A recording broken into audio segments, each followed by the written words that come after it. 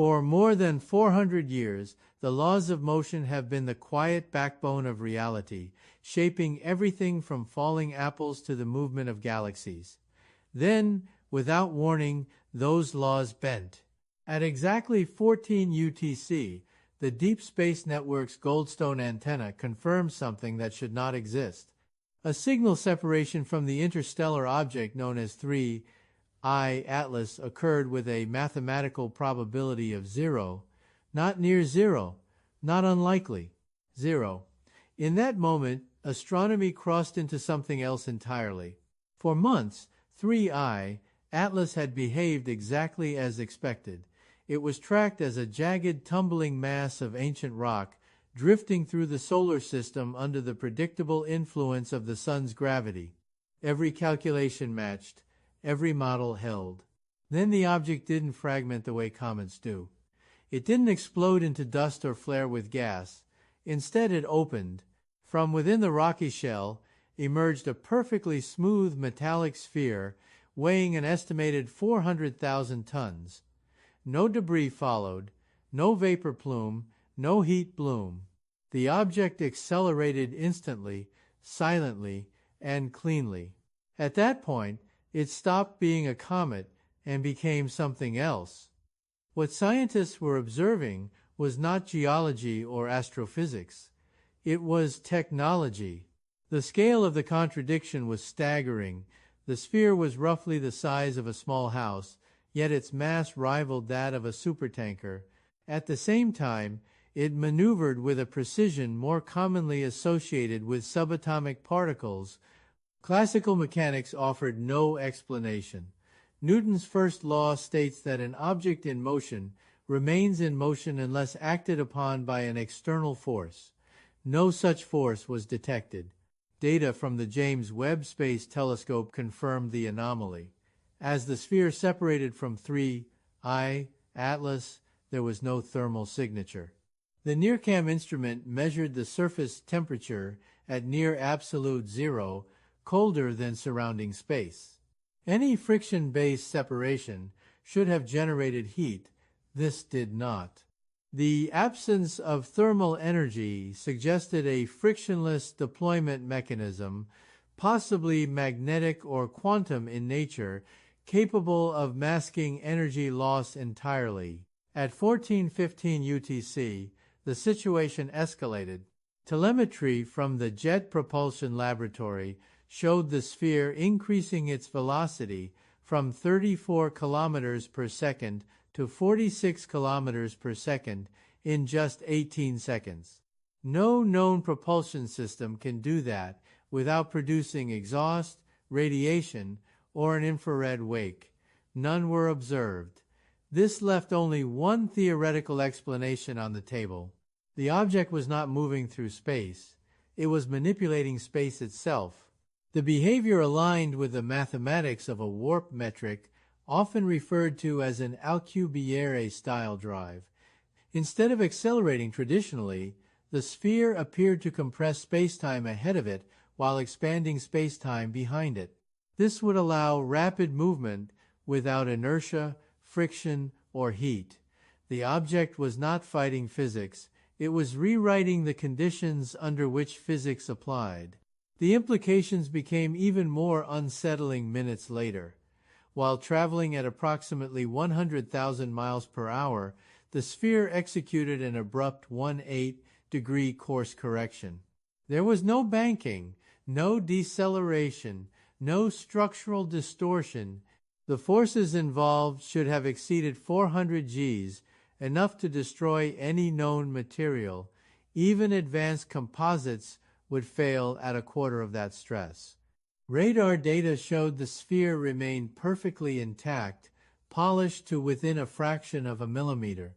That maneuver erased the final doubts. This object was not random. It was not lost, and it was not reacting. It was navigating. As analysts plotted the trajectory change, a pattern emerged that sent a chill through every control room involved. The maneuver wasn't evasive or chaotic. It was intentional, calculated, and precise. The sphere was aiming for a specific destination, one that holds no meaning in natural astronomy, but enormous importance in orbital mechanics, the Earth-Sun L1 Lagrange point. L1 sits roughly 1.5 million kilometers from Earth, where the gravitational pull of the planet and the Sun balance perfectly. An object placed there can remain in a stable position indefinitely, while maintaining a constant view of Earth's daylight side. Nature does not target Lagrange points. Comets do not park themselves. Only spacecraft do. As the sphere approached L1, density measurements delivered another shock. Based on the gravitational effect it had on the remaining mass of 3I-ATLAS, scientists estimated its weight at approximately 400,000 tons. Packed into a 10-meter structure, that density approached levels found only in degenerate stellar matter. And yet, despite this mass, the object behaved as if inertia barely applied. The contradiction suggested a radical conclusion.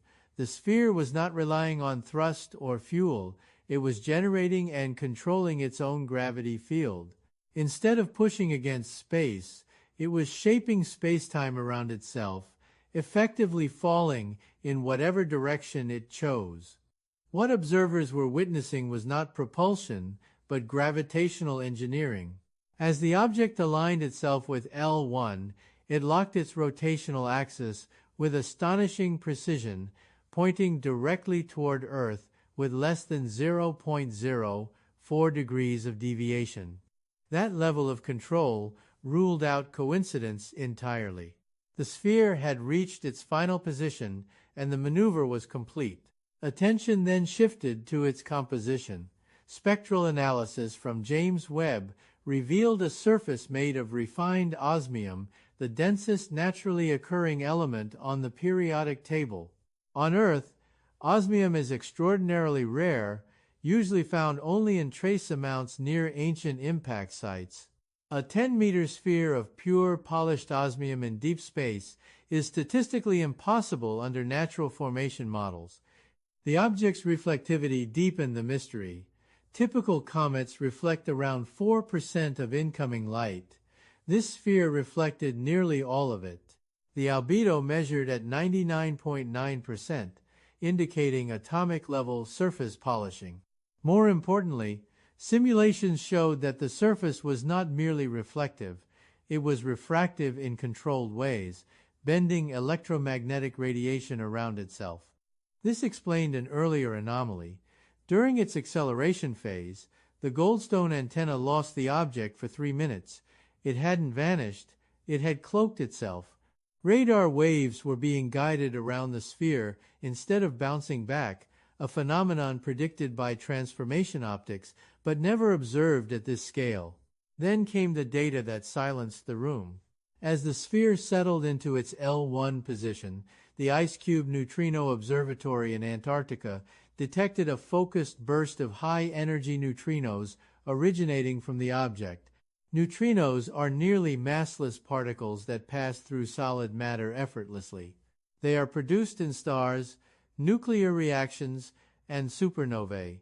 Generating a directed beam requires extraordinary energy control. This was not a random emission, it was a transmission. To produce neutrinos intentionally, at that intensity, within a structure 10 meters across, implied a power source far beyond nuclear fusion. The most plausible explanation was an antimatter-based reactor operating at a scale associated with advanced Type II civilizations. The sphere was not just observing, it was powered like a star. As the neutrino beam stabilized, one conclusion became unavoidable. The object at L1 was not a visitor passing through. It was an installation, and it had just gone online. With object beta now anchored at the L1 point, researchers turned their attention to the subtle effects rippling through the Earth-Sun system. The first signs appeared in data from the GRACE-4 satellites, instruments designed to measure minute changes in Earth's gravitational field. They detected a brief but measurable deviation as the sphere passed into position. This was not noise. It was a gravitational interaction. Despite its small size, the sphere's extreme density produced a gravity well deep enough to influence Earth itself. The object was not drifting into balance. It was actively engaging with the gravitational environment, using the combined pull of Earth and the Sun as part of its control system. Instead of expending energy to stay in place, it had locked itself into a natural equilibrium, creating what physicists described as a space-time parking brake. This behavior aligned with a concept long discussed but never demonstrated: gravitational steering. By subtly shifting its mass distribution, the sphere could move and stabilize itself without traditional propulsion. Gravity was not something it endured, it was something it used. The question then became why. In astrobiology, there exists a concept known as the Sentinel hypothesis. It proposes that advanced civilizations place automated observers near developing worlds, not to interfere, but to monitor. L1 offers the perfect vantage point. From there, the sphere has an uninterrupted view of Earth's illuminated hemisphere 24 hours a day. It can observe weather patterns, energy usage, atmospheric composition, and electromagnetic emissions in real time. Every satellite launch, every nuclear test, every surge in global communications, all of it is visible from that position. Then, 5 minutes after reaching stability, the sphere did something unexpected. The Green Bank telescope confirmed another neutrino burst. This one was not directed at Earth. It was aimed outward, away from the Sun, toward a specific region of space nearly 1,400 light-years away in the Cygnus constellation. The destination was precise. KIC 8462852, often called Tabby's star. For years, Tabby's star has puzzled astronomers with its irregular dimming patterns. Some explanations suggest natural dust clouds, others point to large-scale artificial structures, possibly a partially completed Dyson swarm. Theories remain controversial, but the data has never been dismissed outright. If object beta originated from that region, the implication was stark. The sphere was not scouting randomly, it was reporting. The transmission was not a greeting, it was a data upload. Further analysis of the neutrino modulation revealed something even more unsettling. The signal structure resembled compressed information packets, not raw observation. The sphere was summarizing Earth, reducing a complex civilization into analyzable metrics. Population density, energy throughput, technological maturity, environmental impact. Humanity was no longer a subject of curiosity. It was an entry in a database. The idea that this object might be a von Neumann-style probe gained traction. Such probes are designed to observe, replicate, and report, operating autonomously over vast timescales. They do not announce themselves. They do not ask permission. They simply fulfill their function. As this understanding settled in, researchers revisited a long-standing cosmic question. If intelligent life is common, why haven't we heard from it? The presence of object beta offered a quiet answer. We were not meant to hear them. We were meant to be seen. And now, we were. As days passed, the behavior of object beta became more complex rather than settling into routine. Instruments across the globe began detecting rhythmic gravitational fluctuations emanating from the L1 point. These pulses were subtle but consistent, occurring in repeating cycles that did not match any known astrophysical phenomenon. Data from the Gaia spacecraft confirmed the source.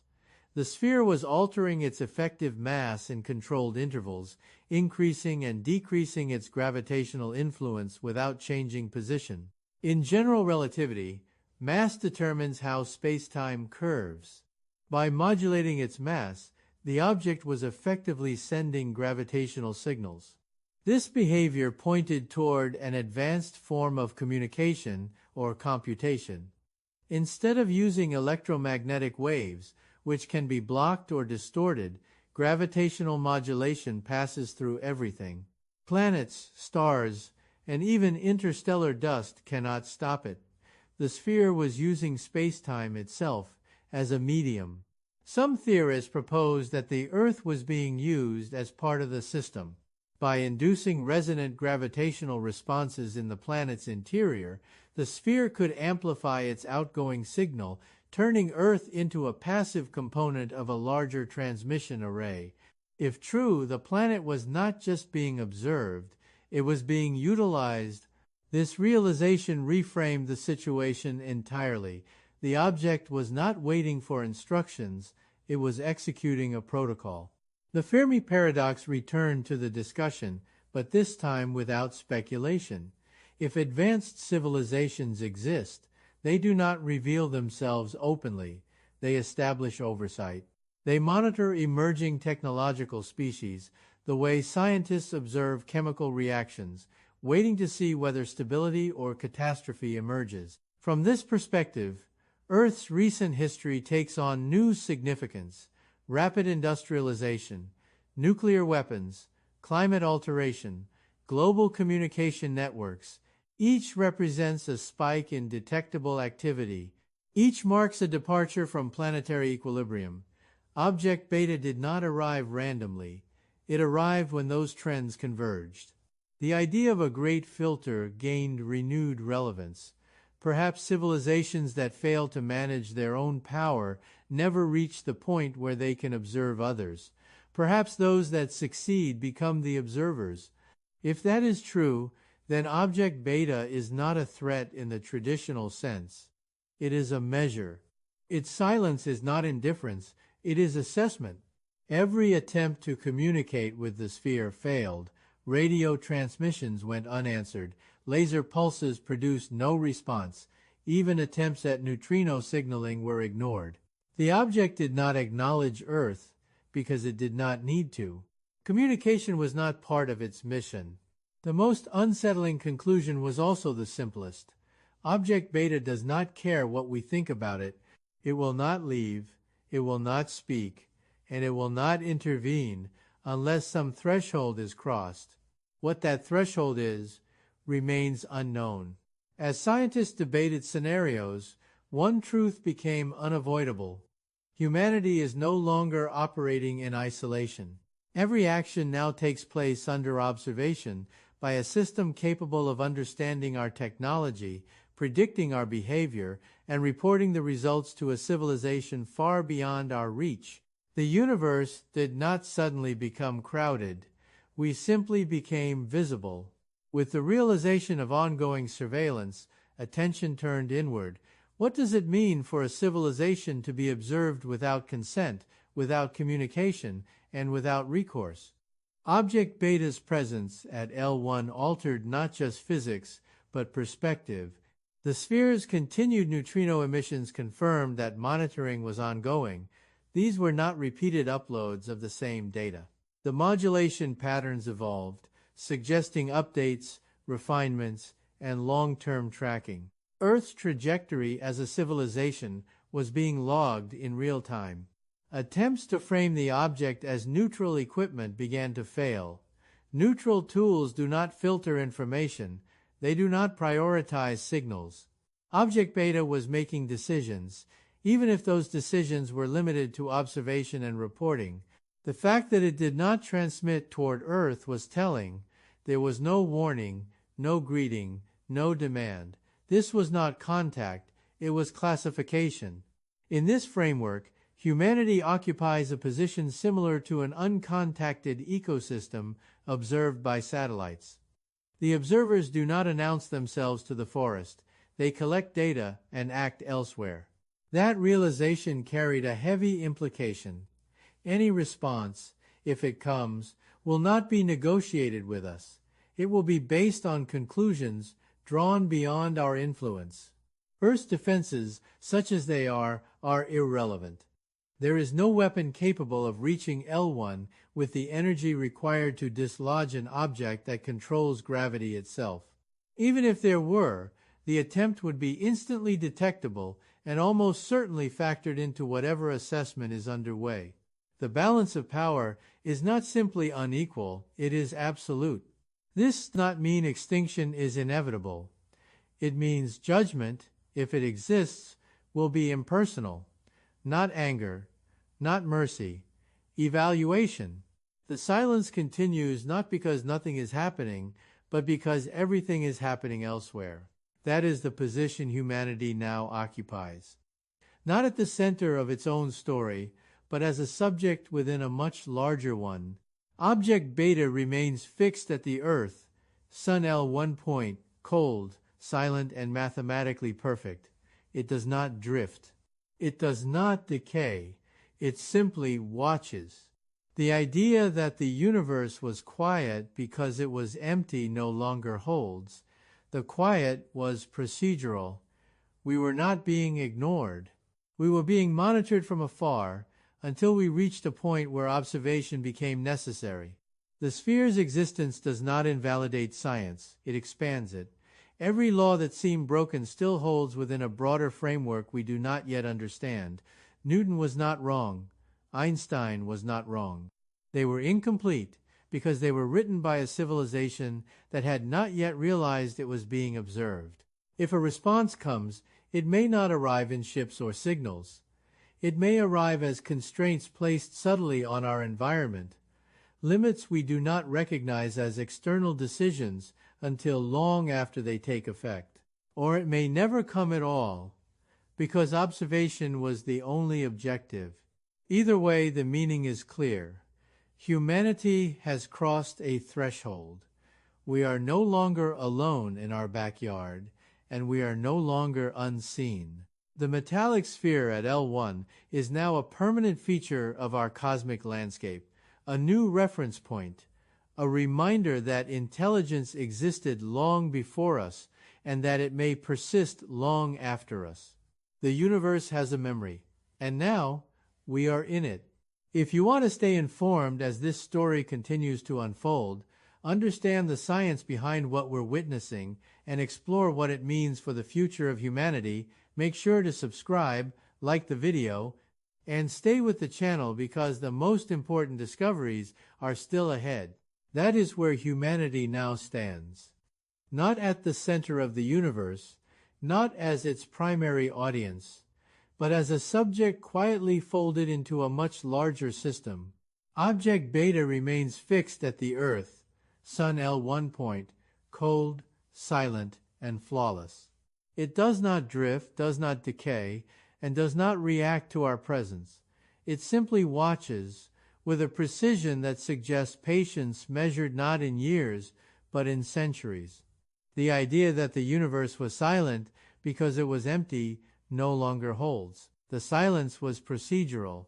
It existed because we had not yet reached the point where observation was required. Our broadcasts, our satellites, our nuclear signatures, and our accelerating technological footprint likely pushed us past a threshold that triggered interest.